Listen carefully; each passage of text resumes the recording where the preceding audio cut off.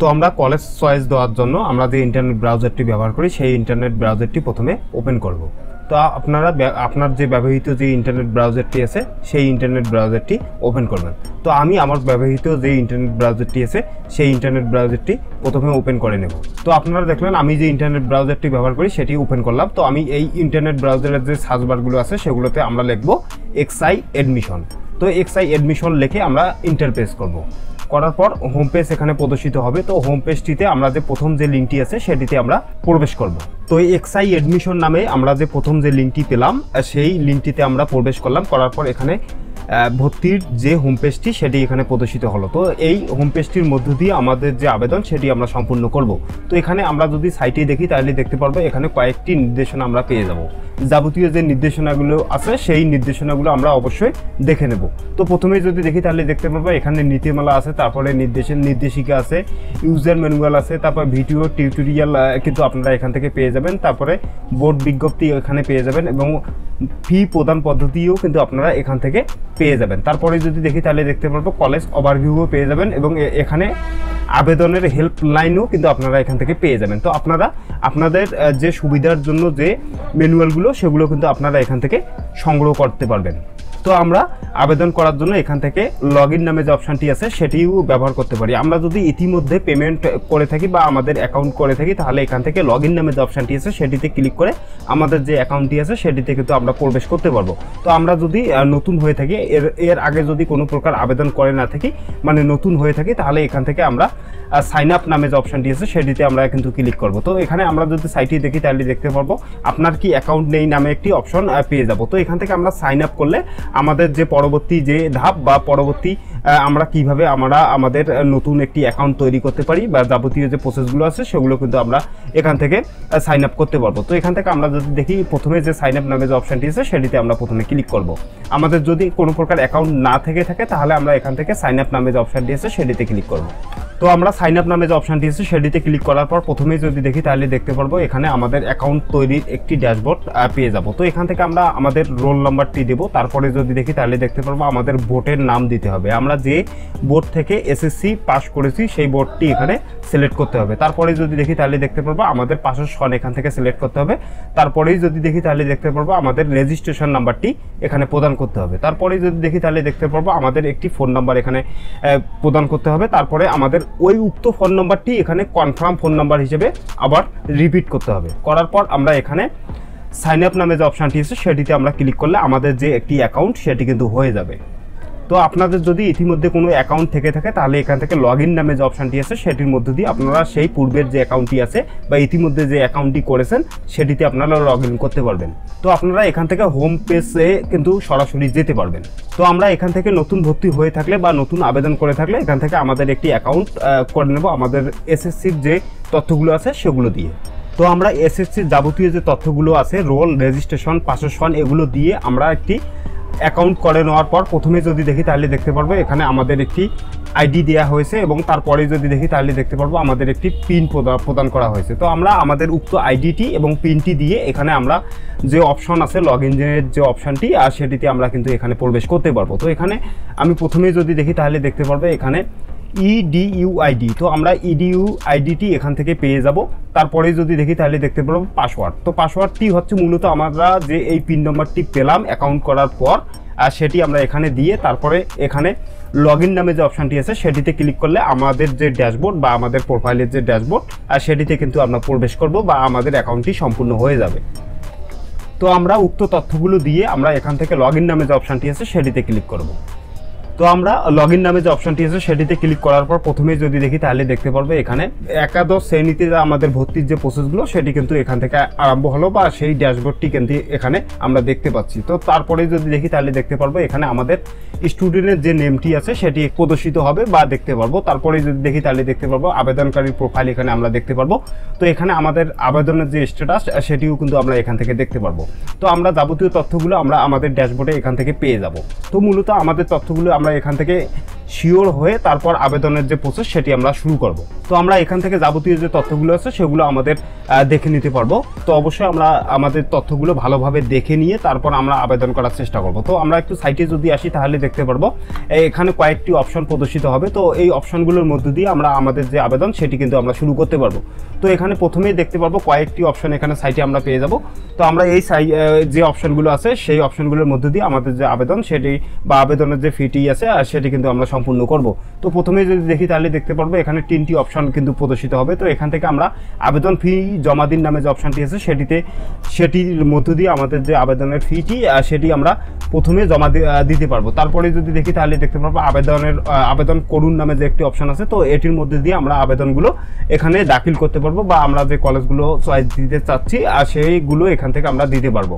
তো তারপরে যদি দেখি তাহলে দেখতে পারবো আবেদনের অবস্থা। তো আমাদের আবেদনের যে অবস্থাটি আছে বা আবেদনের যে প্রক্রিয়াটি আছে সেটি কিন্তু আমরা এখান থেকে দেখে নিতে পারবো। তো অবশ্যই আমরা আবেদন করার আগে আমাদের যে ফিটি আছে, পেমেন্টের যে ফিটি আছে সেটি কিন্তু আমরা এখান থেকে অবশ্যই প্রদান করব। তো প্রথমে আমরা আবেদন ফি জমা দেওয়ার জন্য এখান থেকে আবেদন ফি জমা নামে যে অপশনটি আছে সেটিতে ক্লিক করে আমাদের যে আবেদন ফিটি সেটি আগে পেমেন্ট করব। তো আবেদন ফি জমা দিন অপশনে আমরা যদি ক্লিক করি তাহলে দেখতে পারবো এখানে আমাদের পেমেন্ট গেটওয়ের যে সিস্টেম বা প্রসেস সেটি কিন্তু আমরা এখান থেকে দেখতে পারবো। তো আমরা পেমেন্ট গেটওয়ে যে সিস্টেমটি আছে সেটিতে যদি দেখি তাহলে দেখতে পারবো পেমেন্টের তথ্য নামে একটি অপশন পেয়ে যাব। তো এখানে আমাদের একটি রেফার আইডি কিন্তু পেয়ে যাব। তারপরে যদি দেখি তাহলে দেখতে পারবো আমাদের আবেদন করার জন্য যে ফিটি আছে সেটি এখানে আমরা দেখতে পারবো। তারপরে যদি দেখি তাহলে দেখতে পারবো পেমেন্টের গেটওয়ে নির্বাচন করুন। তো এখানে আমাদের দুটি মাধ্যমে আমরা পেমেন্টের যে গেটওয়ে সেটি কিন্তু আমরা নির্বাচন করতে পারবো।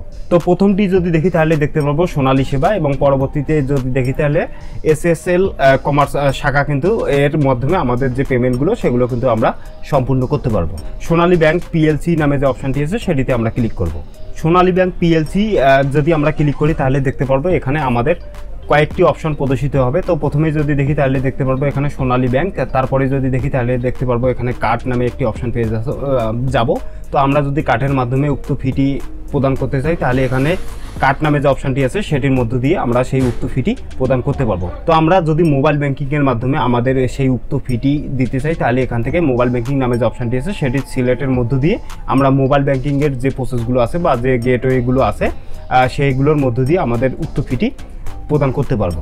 তো আমরা এখান থেকে ইন্টারনেট ব্যাংকিংয়ের মাধ্যমেও সেই ফিটি প্রদান করতে পারবো। তো আপনারা মোবাইল ব্যাংকিংয়ের মাধ্যমে যদি উক্ত ফিটি দিতে চান তাহলে আপনারা এখানে প্রচলিত গেটওয়ে যে মোবাইল ব্যাংকিংগুলো আছে সেগুলো আপনারা এখান থেকে দেখতে পারবেন। তো এখান থেকে আপনারা যে কোনো একটি মোবাইল ব্যাংকিংয়ের গেটওয়ে ব্যবহার করে আপনাদের যে উক্ত ফিটি আছে সেটি আপনারা সম্পূর্ণ করবেন। তো এখানে আমরা সেই উক্ত মোবাইল ব্যাংকিংয়ের যে গেটওয়ে আছে সেটিতে আমরা ক্লিক করার পর এখানে আমরা অবশ্যই কনফার্ম দেবো। দেওয়ার পর এখানে আমরা পরবর্তী যে ধাপ সেটিতে কিন্তু আমরা অগ্রসর হব। তো এখান থেকে আমরা পে উইথ বিকাশ নামে যে অপশনটি আছে, যেহেতু আমি বিকাশের মাধ্যমে উক্ত ফিটি দিতে চাচ্ছি যার কারণে এখান থেকে পে উইথ বিকাশ নামে একটি অপশন কিন্তু পেয়ে যাব বা এখানে একটি নোটিফিকেশন পেয়ে যাব। তো আপনারা যদি অন্য কোনো মোবাইল ব্যাংকিং বা অন্য কোনো মাধ্যমে আপনারা এই ফিটি প্রদান করে থাকেন তাহলে অন্য কোনো মাধ্যমের নোটিফিকেশন আপনারা পেয়ে যাবেন। তো এখান থেকে আমরা পে উইথ বিকাশ নামে যে অপশনটি আছে সেটিতে আমরা ক্লিক করব। তো এখানে আমরা সর্বপ্রথম আমাদের যে বিকাশ করা আছে যে নাম্বারটিতে সেই নাম্বারটি আমরা এখানে দেব। বিকাশ অ্যাকাউন্টের যে নাম্বারটি আছে সেটি আমরা এখানে দেব। তারপরে যদি দেয় তারপরে আমাদের উক্ত নাম্বারটিতে একটি ভেরিফিকেশন কোড পাঠানো হবে। তো ভেরিফিকেশন কোডটি দিয়ে আমরা তারপর এখানে আমাদের পিন নাম্বার দিয়ে কনফার্ম করব। তো আমরা যদি পিন নাম্বার দিয়ে কনফার্ম করি তাহলে দেখতে পারবো পরবর্তী যে পেজটি আছে সেটিতে কিন্তু আমরা যেতে পারবো। আমাদের যে পেমেন্টটি হলো সেটি কিন্তু আমরা একটি নোটিফিকেশনের মাধ্যমে পেয়ে যাব যে সম্পূর্ণ হয়েছে। তো একটু অপেক্ষা যদি করি তাহলে দেখতে পারবো আমরা এখানে ম্যানুয়ালিভাবে আমাদের যে আবেদন করার যে সিস্টেম বা প্রসেস সেটিতে কিন্তু আমরা যেতে পারবো। তো এখান থেকে আমরা সেটি একটু অপেক্ষা করলে সেই হোম পেজে কিন্তু আমরা যেতে পারবো, অথবা এখান থেকে পূর্ববর্তী নামে যে অপশনটি আছে সেটির মধ্য দিয়েও আমরা আবেদন করার যে প্রসেস সেটিতে কিন্তু আমরা যেতে পারবো। তো এখান থেকে আমরা ম্যানুয়ালিভাবে আবেদন করার যে প্রসেসটি সেটিতে যাওয়ার জন্য আমরা একটু অপেক্ষা করব। অপেক্ষা করলেই দেখতে পারবো আমরা আবেদন করার যে হোম পেজটি সেটিতে কিন্তু অটোমেটিকভাবে যেতে পারবো। তো আপনারা দেখলেন আমরা অটোমেটিকভাবে আবেদন করার যে সিস্টেমটি সেটিতে কিন্তু আমরা এখানে চলে আসলাম। তো এখান থেকে আমরা যদি একটি নোটিফিকেশনের মাধ্যমে দেখি তাহলে দেখতে পারবো আপনার পেমেন্ট সফলভাবে সম্পূর্ণ হয়েছে। তো আমরা এখান থেকে আবেদন জমা দিতে এগিয়ে যান নামে যে অপশানটি আছে সেটিতে ক্লিক করব। তো আমরা আবেদন জমা দিতে যে অপশনটি আছে সেটিতে ক্লিক করার পর প্রথমেই যদি দেখি তাহলে দেখতে পারবো আমাদের এখানে কয়েকটি অপশন প্রদর্শিত হবে। তো আমরা প্রথমেই যদি দেখি তাহলে দেখতে পারবো আবেদন ফি জমা দিন নামে যে অপশনটি আছে সেটি আমরা সর্বপ্রথম শেষ করলাম। তো আবেদন করুন নামে যে অপশনটি আছে সেটির মধ্য দিয়ে আমরা যে কলেজগুলো চয়েস দিতে চাচ্ছি সেই কলেজগুলো আমরা এখান থেকে সিলেক্ট করতে পারবো। তো এখান থেকে আমরা আবেদন করুন নামে যে অপশনটি আছে সেটির মধ্য দিয়ে আমাদের কলেজগুলো এখান থেকে চয়েস করব। তো আপনারা প্রথমেই যদি দেখেন তাহলে দেখতে পারবেন এখানে বোর্ড আপনাদের সিলেক্ট করতে হবে। তারপরেই যদি দেখি তাহলে দেখতে পারবো আমাদের জেলা এখান থেকে সিলেক্ট করতে হবে। ওই বোর্ডের অধীনে যে জেলাগুলো আছে সেগুলো এখানে প্রদর্শিত হবে। তো আপনারা ঠিক এভাবে আপনাদের প্রতিষ্ঠানটি নির্বাচন করবেন। তো এখান থেকে আমরা থানাটি নির্বাচন করব, করার পর উক্ত থানায় যে কলেজগুলো আছে সেই কলেজগুলোর ইন নম্বর সহ সেই কলেজগুলো এখানে প্রদর্শন হবে। তো প্রদর্শন হওয়ার পর নিচেই যদি দেখি তাহলে দেখতে পারবো এখানে আমরা সেই কলেজে যে সাবজেক্টে বা যে গ্রুপে ভর্তি হতে চাচ্ছি সেই গ্রুপগুলো এখানে আমরা ধারাবাহিকভাবে পেয়ে যাব। তো এখানে আমরা যদি দেখি তাহলে দেখতে পারবো ভার্সন বাংলা এবং শিফট হচ্ছে ডে এবং বিভাগ হচ্ছে সায়েন্স, এবং আমাদের যদি কোনো প্রকার কোটা থেকে থাকে সেগুলো কিন্তু আমরা এখান থেকে দেখতে পারবো। এবং তারপরে যদি দেখি তাহলে দেখতে পারবো আসন সংখ্যা আমরা পেয়ে যাব। তো এখান থেকে আমরা সায়েন্স, হিউম্যানিটিস, তারপরে যদি দেখি তাহলে দেখতে পারবো বিজনেস স্টাডিজ। তো আমরা তিনটি গ্রুপে বা তিনটি শাখায় এখানে ভর্তি হতে পারবো। যে যে প্রতিষ্ঠানে যে শাখায় ভর্তি হওয়া যায় সেগুলো আপনারা এখান থেকে যাবতীয় যে তথ্যগুলো আছে সেগুলো আপনারা এখান থেকে পেয়ে যাবেন। যে বিভাগে বা যে গ্রুপে আমরা ভর্তি হতে চাচ্ছি বা আবেদন করতে চাচ্ছি সেগুলো আমরা এখান থেকে অ্যাড করে দেবো। তো এখানে আমরা যদি প্লাস আইকনটিতে ক্লিক করি তাহলে দেখতে পারবো আমাদের উক্ত যে কলেজটি সেটি